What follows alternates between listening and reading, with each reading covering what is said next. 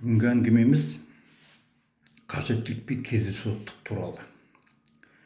Бұл екеуі философиялық категориялар.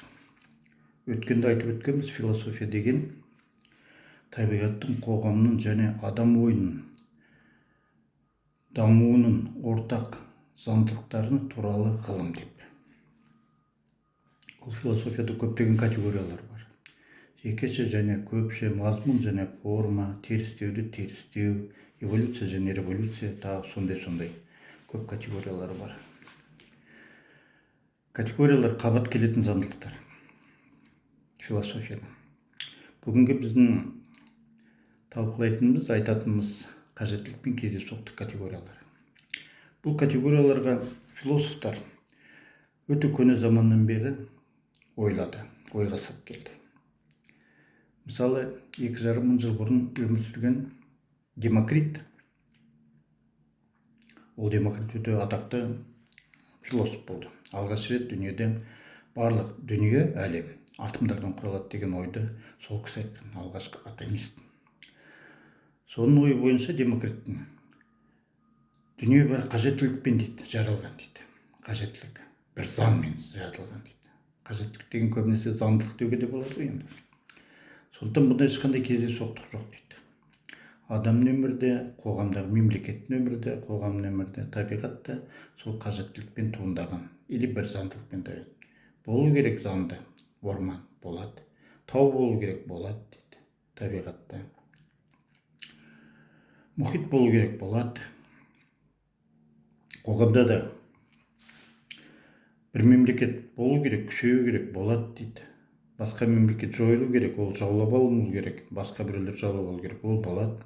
Адамның өміріне де сондай тууы да, өлуіне дейін бір жоғарғы орынды иеленуде, ерлік көрсетуде, тағы басқалар нәтижеге жетуде, немесе қайшылыққа ұшырап қалуда, байып кетуде, бұл бәрі болатын жағдай бір заңдылықпен жүреді дейді. Адамға да, мемлекетке де, табиғатқа да ортақ заңдылық бар дейді, бәрін жүргізіп отырады. Солай ол қажеттілікке басты көңіл береді Демокрит. Ал енді Аристотель, атақты грек ғалымы, оны тарихта бірінші ұстаз дейді. Өте мықты философ болды. Біздің атақты Әл-Фараби, шығыстың ғұламасы, екінші ұстаз деп аталды ғой. Сол өзі айтатын, мен Аристотель түсіну үшін оның еңбектерін 40 рет оқыдым деп. Содан кейін ғана түсіндім деп. Сондай керемет атақты өте мықты ғұлама философ болды Аристотель. Аристотель айтады, қажеттілік жеке болмайды дейді, кездейсоқтық екеуі бірге болып тұрады дейді. Мысал алайық дейді. Бір Егей теңізінде дейді, парсылар мен гректердің әскери кемелері кездесіп қалды дейді. Кездесіп қалды. Екеуінің арасында жанжал туды. Парсылар жеңіп кетті, өлтірді, немесе гректер жеңіп кетті, мәселе онда емес дейді. Екеуінің шайқасып қалуы дейді. Ал бұл кездейсоқ болып ойлануы мүмкін дейді. Бірақ түбінде біз қарасақ, парсылар мен гректер бұрыннан өш бір-біріне мемлекеттер. Сондықтан екі жау мемлекеттің әскери кемелері бір-бірімен кездесіп қалған емес дейді. Әрине шайқасады дейді. Сондықтан да қажеттілік те, кездейсоқтық та бірге жүретін категория дейді. Артур Шопенгауэр деген болды. Немістің атақты философ 19 ғасырда. Ол айтады, жоқ деп бәрі кездейсоқ дейді. Заңдылық деген болмайды дейді. Бәрі кездейсоқ дамиды.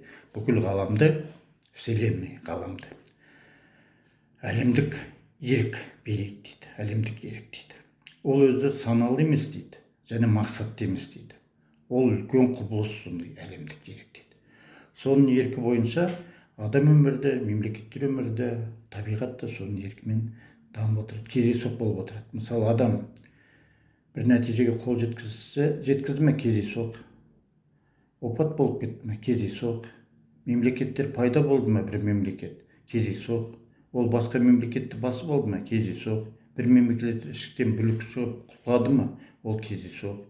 Табиғаттағылардың бәрі дамуы, бәрі түгел кездейсоқ дейді. Сондықтан әлем еркі бойынша барлығы кездейсоқ дамиды дейді. 20 ғасырда Карл Поппер деген атақты философ өмір сүрді. оған либерал көзқарастағы мына барлығы түгел табынады. Ол керемет атақты методист дейді, керемет ойшыл деп оны керемет мақтайды. Сол Карл Поппердің айтуынша адам қоғамы дейді, мысалы дейді, ғылым мен техникаға байланысты дейді, дамуы дейді. Басқа түкте жоқ дейді. Ол капитализм де, социализм де емес, феодализм де емес. Қазір қандай? Ол бұрыннан ашық болған дейді. Ол капитализм де бола салады, социализм де бола салады, немесе феодализм де бола салады. Ондай сөз маңызды емес. Өзі бұрыннан бастап қоғам өзі осындай дейді. Бір бай, бір кедей дейді. Бірақ енді қызық, енді сонда адамзат тарихын мысалы көп бөлігін улайтын 2,5 миллион жылға созылатын сонда алғашқы қауымдық қоғамында мысалы бай да кедей деп болған жоқ. Оны қайда лақтырып жіберді білмеймін. Ол кісінің енді қалай ойлаған философтың. Ол айтады, адамзат қоғамын алға сүйреп тұратын ғылыми жаңалықтар дейді, ғылыми технологиялық. Бірақ ол ғылыми технологиялық жаңалықтар кездейсоқ болады дейді.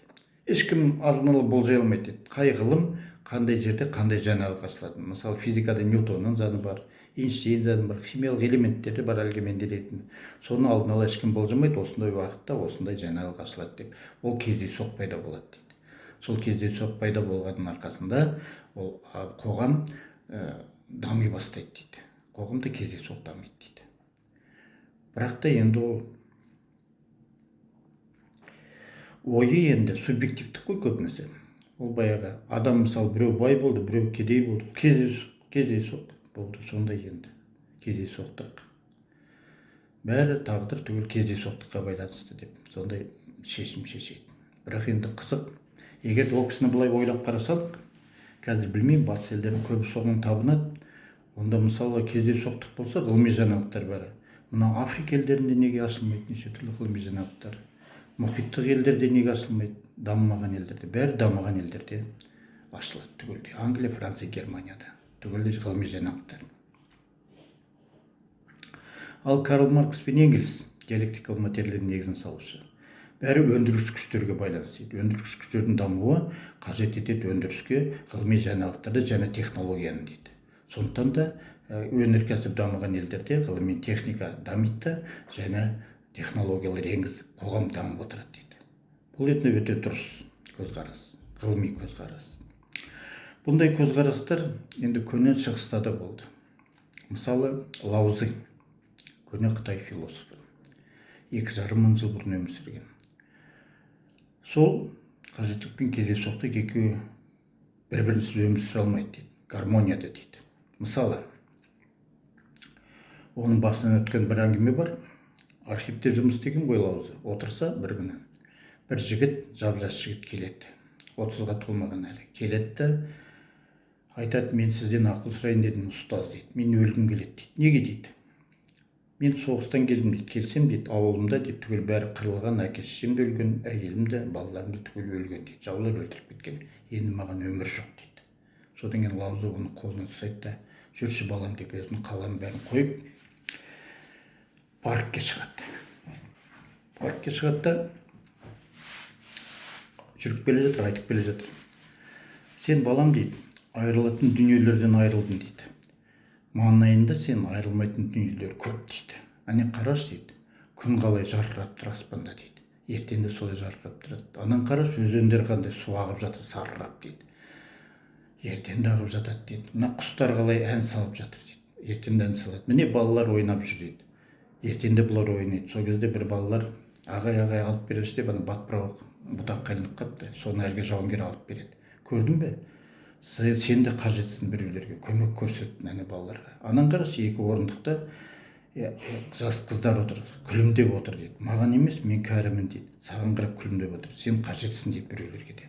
Сондықтан сен жоғалтатын нәрселеріңді жоғалттың дейді. Ағы жоғалтпаған дүниелер жанында толып жатыр дейді. Осыны ойында сақта дейді да, Лао Цзы бұрылып кетіп қалады. Анау ойланып, көп ойланып, одан кейін ақырында 1-2 күннен кейін жігіт әскери өнерді үйретуші, жаттықтырушы болып жұмысқа да келеді, қызметке тұрады. Содан үйленеді де, ақыры өмірі жақсы болып түзеліп кетеді. Көне көшпелі елдерде де қажеттілік пен кездейсоқтық мәселесі көп ойландыратын адамдарды. Ол енді өмірден көп көрінеді. Мысалы, Хангай тауының күнгейінде бұрын көшпелі бір елде, қыстақта бір жігіт өмір сүріпті.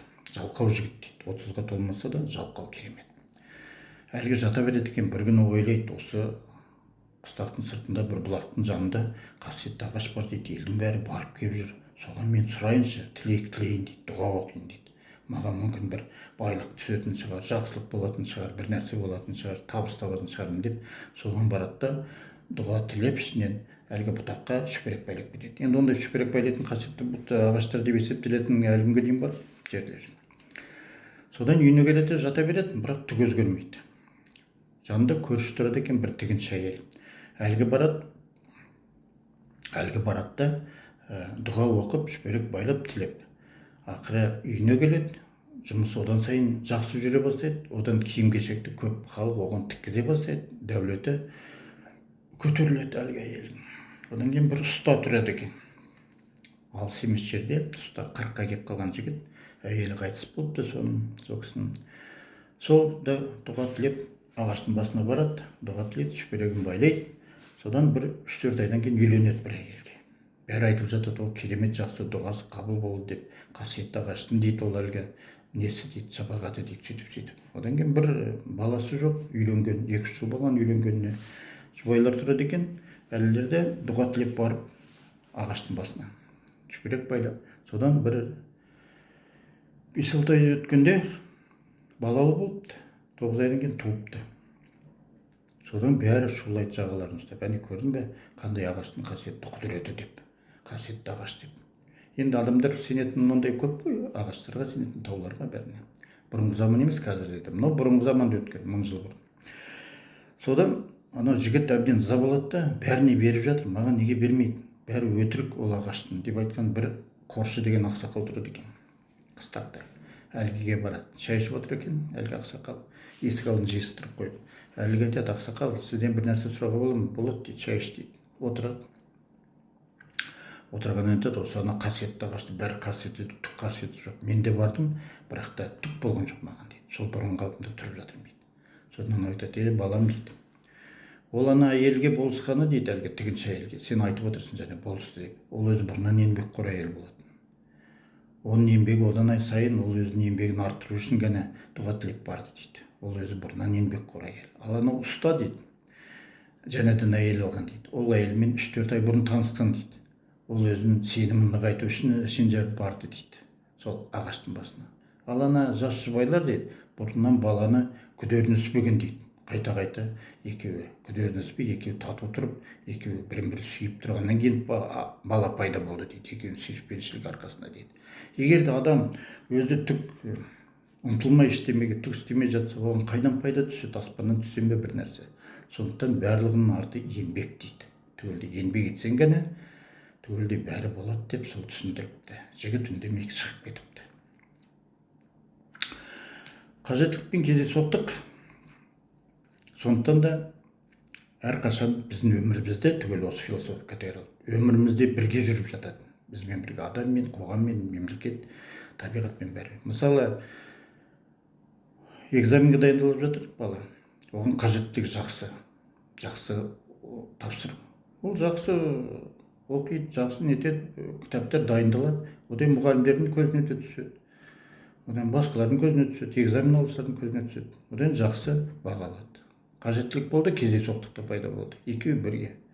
Мысалы, бір адам жұмыс іздейді, қатты жұмыс істегісі келіп, сол бір нәрсені жақсы көріп. Ол туралы жақсы пікірлер айтылады, ол жұмысты жақсы біледі, бұны алу керек деген секілді. Мекеменің басшысына да ұнайды, бір адам бір көмектеседі деген секілді. Кездейсоқтық пайда болады. Сондай өмірде көп өзі.